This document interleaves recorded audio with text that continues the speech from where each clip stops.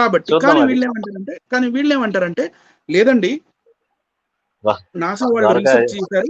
NASA వాళ్ళు research చేసి మొత్తం మాకు ద్వారకా రిపోర్ట్ మొత్తం ఇట్లా ఇచ్చేశారు. అది 5000 మొత్తం సంవత్సరాల అన్నీ క్రితం ఉన్నాయి. 5000 సంవత్సరాల క్రితం ఇది నిజంగా జరిగింది. అది కృష్ణుడు అక్కడ రాజ్యం ఉంది. అది ఇది అని వీళ్ళు చెప్తారు. కానీ first of all we need to see what is NASA. NASA అంటే national aeronautics and space administration.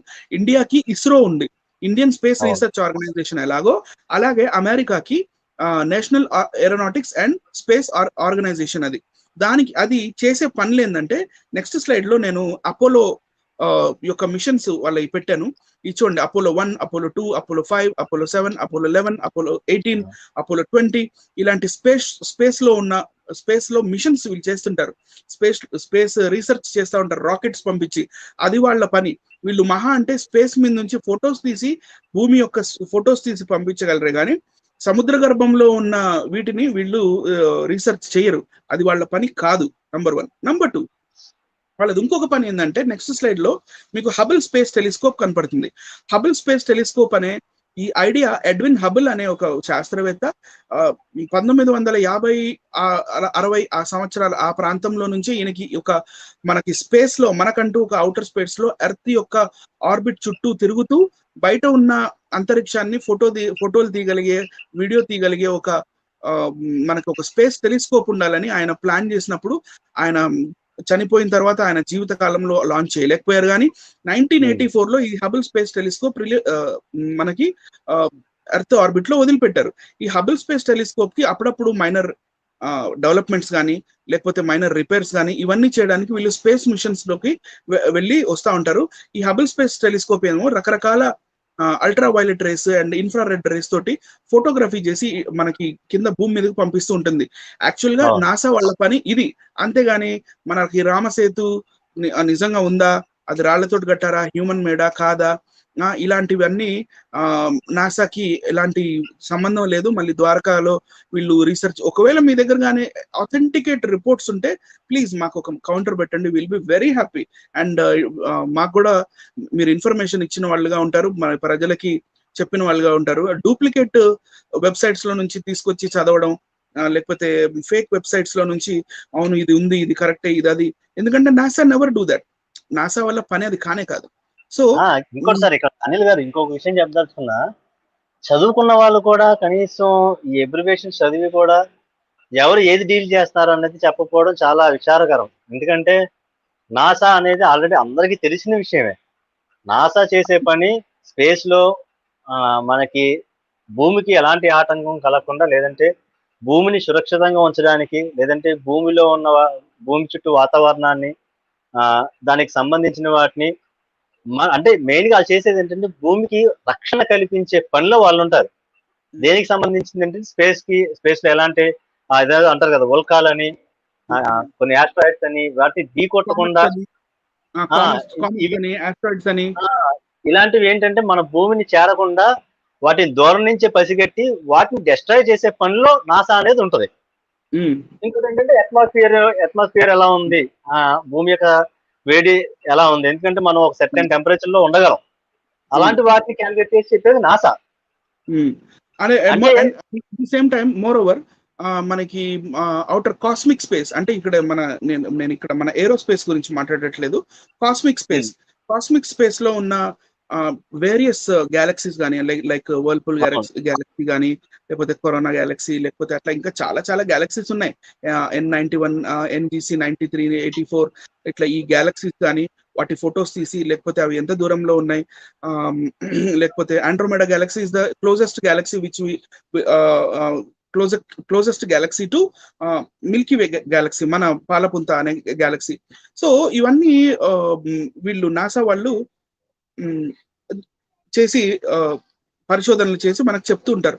At the same time మనకి అంతరిక్షంలో అంటే కాస్మిక్ స్పేస్ లో ఉండే మన బ్లాక్ హోల్స్ గురించి కానీ ఇవన్నిటి గురించి పరిశోధనలు చేసి బ్లాక్ హోల్ వల్ల మనకి ఏమన్నా ప్రాబ్లం ఉందా, రేడియేషన్స్ ఏమన్నా వస్తాయా, లేకపోతే కొత్త స్టార్స్ ఏమన్నా పుట్టాయా, లేకపోతే స్పేస్ లో కూడా ఎరప్షన్స్ అవుతుంటాయి, ఎరప్షన్స్ ఏమన్నా అవుతున్నాయి, ఇవన్నీ చెక్ చేస్తారు నాసా వాళ్ళు. కానీ ఇక్కడ మనకి ద్వారకా ఉందా, రామసేతు ఉందా, అవన్నీ వీళ్ళకి అనవసరం. అది కనీసం తెలుసుకొని కూడా తెలుసుకోకుండా ఇచ్చేసారు అది చేశారు అని చెప్పడం. చదువుకున్న వాళ్ళు పైగా చదువు లేని వాళ్ళు తెలియని వాళ్ళు ఉన్నారంటే ఒక అర్థం, సరేలే తెలియలే పాపం చెప్పొచ్చు అని. తెలుసుకున్న వాళ్ళు కూడా బీటెక్ చదివిన వాళ్ళు కూడా కొంతమంది ఉన్నారు యాదవులు. బీటెక్ చేసి కూడా కనీస జ్ఞానం లేకుండా మాట్లాడుతున్నారంటే చాలా నవ్వు వస్తుంది నాకు. సరే మరి కంటిన్యూషన్ వెళ్దాము. మరి ఆ సార్ చెప్పినట్టుగా, ఇప్పుడు అనిల్ గారు చెప్పినట్టుగా నిజంగా సముద్ర గర్భంలో ఉన్నాయా లేదా, వాటికి ఆధారాలు ఏంటి అన్నది మరి అనిల్ గారు చెప్తారు నెక్స్ట్. ఇప్పుడు జనరల్ గా మనము ఫేస్బుక్ లో, ట్విట్టర్ లో, వాట్సాప్ లో, లేకపోతే అప్పుడప్పుడు కొన్ని కమ్యూనిటీ పోస్ట్ లో, యూట్యూబ్ లో పెడుతూ ఉంటారు. వావ్, ద్వారకా దొరికింది, ఇదిగో ఇవే ఆధారాలు, చూడండి ఇదిగో ఒకప్పుడు ద్వారకా ఇలా ఉండేది, ఇది సముద్ర గర్భంలో ఉంది, శ్రీకృష్ణుడు పరిపాలించిన ఏరియా ఇదే, కట్టించిన ఏరియా ఇదే, దీన్ని విశ్వకర్మ ఒక రోజులో కట్టించాడు, ఇగో ఈ విశాలమైన వీధులు చూడండి, ఇక్కడ మెట్టు చూడండి, సింహం ఉంది, అది ఇది, ఇవన్నీ ఇలాంటి ఈ జనరల్ గా ఈ 4 ఫొటోస్ ఎక్కువ వైరల్ అవుతున్నాయి. దీన్ని ఒకసారి ఫ్యాక్ట్ చెక్ చేద్దాం. ఫ్యాక్ట్ చెక్, ఇవి నిజమైన ఫొటోసేనా, లేకపోతే ఇండియాకి దీనికి వీటికి ఏమైనా సంబంధం ఉందా లేదా అని నెక్స్ట్ స్లైడ్ లో మనము కానీ ఒకవేళ వెళ్ళి చూస్తే, ఫస్ట్ ఫోటో ఈ సింహం ఫోటో ఉంది, ఇమేజ్ 1. వీరాన రివర్స్ రీసెర్చ్ ఆన్, ఇది క్వింట్ నుంచి చేశానండి. క్వింట్ అనే ఒక వార్తా సంస్థ, అంటే న్యూస్ ఏజెన్సీ, వాళ్ళు చేసిన ఈ ఫ్యాక్ట్ చెక్ ప్రకారం చూస్తే, we ran a reverse search on a picture using the keywords lion statue in water, సింహం విగ్రహం వాటర్ లో అని వాళ్ళు గూగుల్లో సెర్చ్ చేసి చూస్తే, and came across article title submarine, the things we sink in Hakai magazine, Hakai అనే మ్యాగజైన్ లో దొరికింది. The statue standing at the entrance of the under water Neptune memorial reef, ఇది నెప్ట్యూన్ మెమోరియల్ రీఫ్ లో ఇక్కడ ఇది ఉందంటండి. ఇది ఎక్కడుంది? Located off the coast of Florida కి బిస్కైన్, ఇది ఫ్లోరిడా బీచ్ కి దగ్గరలో ఉన్న ఈ సబ్మరీన్ లో, అంటే సబ్మర్జ్ అయిన ఈ స్టాచ్యూ అన్నమాట.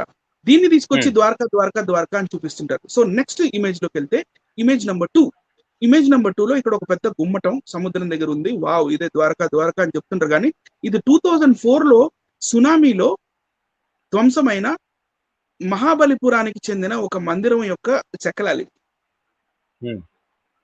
Right, sir.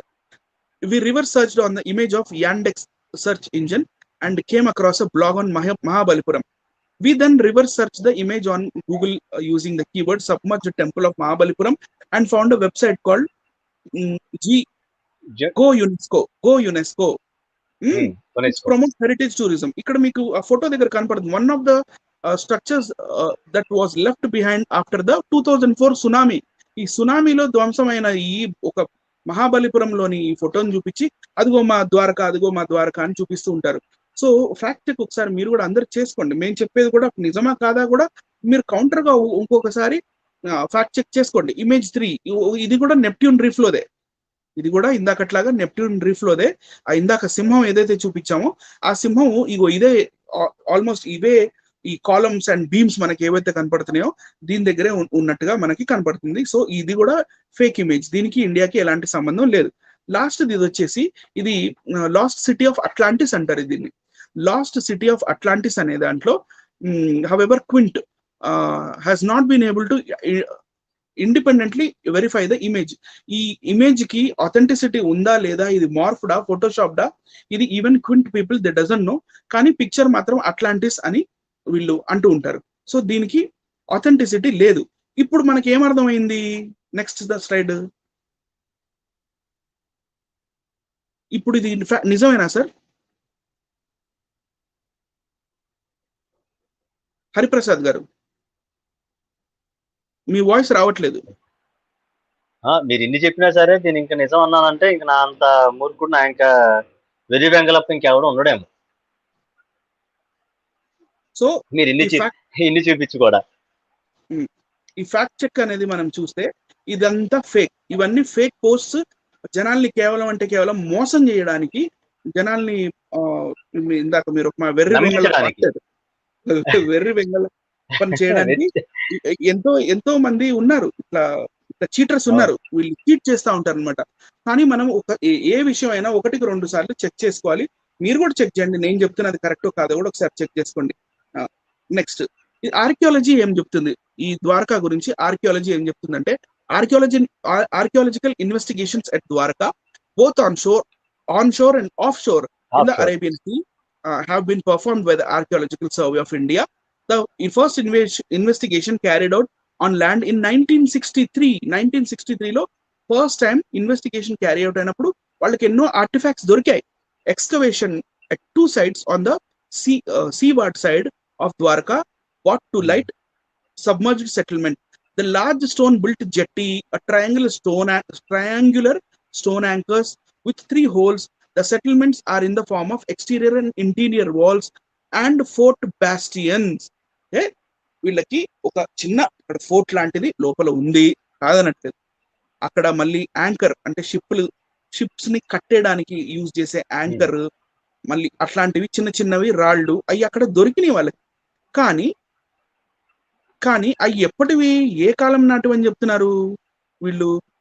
ఏ కాలం నాటివి అంటే middle kingdoms of India. yes, from the typological classification of the anchors, it is inferred that Dwarka has flourished as a port. అది కేవలం ఒక షిప్ యార్డ్ అంటే సార్, అది flourished as a port during the period of the middle Kingdom of India. వీళ్ళు ఎప్పుడు వాళ్ళు? Late Harappan period వాళ్ళు.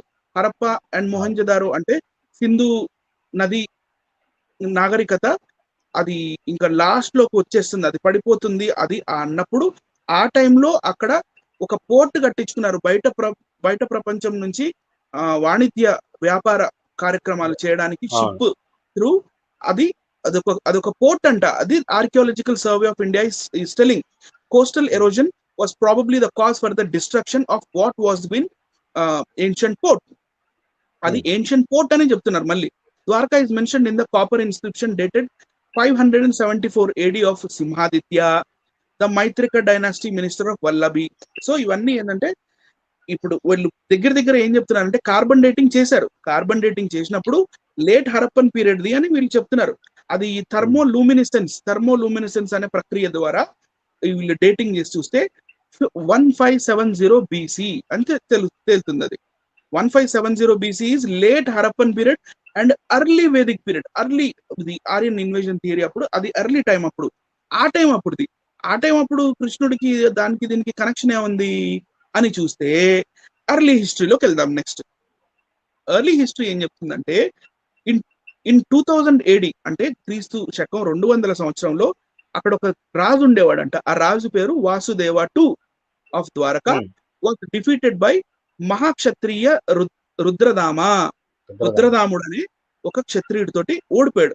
Upon the death of Rudradama, his wife queen Dhiradevi invited his brother Pulumi seeking guidance to rule. ఈ పులూమి అనేవాడిని తెచ్చింది. Rudradama had embrace the Vaishnava religion. ఈ పులూమి వాళ్ళ తమ్ముడు ఎవరైతే ఉన్నాడో రుద్రదామ, ఆయన వైష్ణవుడు అంట, Vaishnava religion, and worshipped Krishna at Dwarka. అది సార్ యాక్చువల్ గా ప్రాబ్లం. సో ఈ ద్వారకా అనేది కృష్ణుడి రాజ్యం అనేది ఎవరు ఈ వార్తను మొట్టమొదట పుట్టించారు అంటే ఈ వైష్ణవులు సెక్ట్ కి చెందిన రుద్రదామ అనే రాజు కాలంలో ఇది ఫస్ట్ ఈ మాట బయటకు వచ్చింది. మళ్ళీ and epigraphic reference ascribed to Garulaka Simhaditya the son of Varahadas the king of Dwaraka is inscribed on the copper plate dated 574 AD. ఈ ద్వారకాకి రాజు ఒకడు ఉండేవాడు. ఆ రాజు పేరు అది ఎపిగ్రఫిక్ కాపర్ ప్లేట్ ఇన్స్క్రిప్షన్ 574 AD అనమాట చెందింది. అది దొరికింది. ద గ్రీక్ రైటర్ ఇక వీళ్ళందరూ కూడా రాశారు దీని గురించి. సో ఇది MITH చెప్పాలి సార్. హరి ప్రసాద్ గారు ఏం చెప్తాను సార్, ఎన్ని చూపిస్తుంటే నాకైతే MITH లాగా కనిపిస్తుంది సార్. ఎన్ని చూపిస్తున్నా సరే వాళ్ళు ఇంకా అలాగే మాట్లాడుతున్నారు. మరి వాళ్ళని ఏమన్నా తెలియదు కానీ మరి వీటన్నిటికీ కనీసం రిప్లై ఇస్తూ ఇదన్నీ తప్పు, ఇది కరెక్ట్ అనేది చూపించలేకపోతున్నారు. ఒకవేళ చూపించినా సరే నోటి మాటలతోనే క్లియర్ గా ప్రూఫ్ చూపిస్తున్నాము. అలా ప్రూఫ్ చూపించాలి, ఆథెంటిక్ ప్రూఫ్స్ చూపించాలి. అబ్బాయి అట్లా అబ్బాయి మీరు అలా ఊహించుకోవచ్చు సార్. మీరు అలా ఊహించుకుంటే ఎట్లా మాస్టారు? అలా ఏది ఎందుకంటే చూపించరు.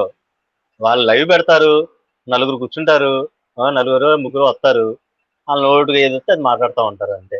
అంటే ఇప్పుడు నేను పేరు కూడా చెప్పాను, కింగ్ వాసుదేవ 2 ఆఫ్ ద్వారకా అన్నాను, తర్వాత ఈ రుద్రదాముడితో ఓడిపోయాడు అన్నాను, రుద్రదాముడు అవును. చనిపోయిన తర్వాత వాళ్ళ వైఫ్ వాళ్ళ పులుమి బ్రదర్ పులుమి ఆయన పిలిచింది, పులుమావి, ఓకే సార్, ఆయన మళ్ళీ వైష్ణవుడు, అది ఆ కాలంలో ఇట్లా పేర్లు చెప్తూ ఇగో ఇట్లా ఇట్లా ఇది ఇట్లా అయింది ఈ టైంలో. మళ్ళీ ఇదే కాకుండా దాని ఎటిమాలజీ ఎపిగ్రఫిక్ ఎపిగ్రఫిక్ చూపించారు మనకి. కార్బన్ డేటింగ్ తో సహా ఇది అని చెప్పి చూపించారు. ఇంత సైంటిఫిక్ గా ఉన్నా సరే, సైంటిఫిక్ గా చూపిస్తున్నా సరే, ఇంకా డాక్టర్లు చదివి కూడా థర్మోలూమినస్ టైప్ ఆఫ్ పద్ధతి ద్వారా కొన్ని మెథడ్స్ అనేవి ఉపయోగిస్తారు. కార్బన్ డేటింగ్ లో చాలా మెథడ్స్ ఉంటాయి. దాంట్లో ఒక మెథడ్ అనేది చేసినా సరే, ఇన్ని చూపిస్తున్నా సరే అసలు మేము అవన్నీ నమ్మము, మేము ఏదనుకుంటే అదే నిజం. కృష్ణుడు ఉన్నాడంటే ఉన్నాడు. Sir right sir. నెక్స్ట్ దాంట్లోకి వెళ్దాం సార్. ఇవి యాక్చువల్ ద్వారకా ఫొటోస్, ఇవి original photos. Okay right sir. ఇక్కడ మీకు సర్క్యులర్ బ్యాస్షన్ ఒకటి కనపడుతుంది ఫస్ట్ దాంట్లో. సెకండ్ దాంట్లో long wall plotted and photograph by driver and archaeologist. ఆయన ఫోటోగ్రఫీ కూడా చేస్తాడు, మనకు కనపడుతుంది. 3 రంధ్రాలు ఉన్న యాంకర్ ఒకటి ఉంది అని చెప్పాను కదా, అదే సార్ యాంకర్. పిప్పుల్ ని కట్టడానికి ఉన్న యాంకర్. ఇక్కడ పొడుగు circular stone structure of expose during the low Tide of ద్వారకాలో ఆటుపోటు జరిగినప్పుడు ఇది బయటపడింది. ఇవి జనరల్ గా ఏంటంటే అది మరి పెద్ద పెద్ద ఒకవేళ షిప్స్ వచ్చినప్పుడు దాన్ని కట్టేయడానికి, మరి ఏం చేయడానికి, అది వాటర్ సప్లైకా మరి దేనికి వి డోంట్ నో. ఆ సర్క్యులర్ స్టోన్ స్ట్రక్చర్ ఎక్స్పోజ్డ్ ఇదైతే ఉంది అక్కడ. ఆ సర్క్యులర్ స్టోన్ మధ్యలో ఒక గుంట కూడా ఉంది. Right sir. సో ఇది ఒరిజినల్ ఫొటోస్. ఇప్పుడు జీసస్ ఈజ్ రియలా కాదా అనేది మనం ఒక్కసారి మాట్లాడుకుందాం.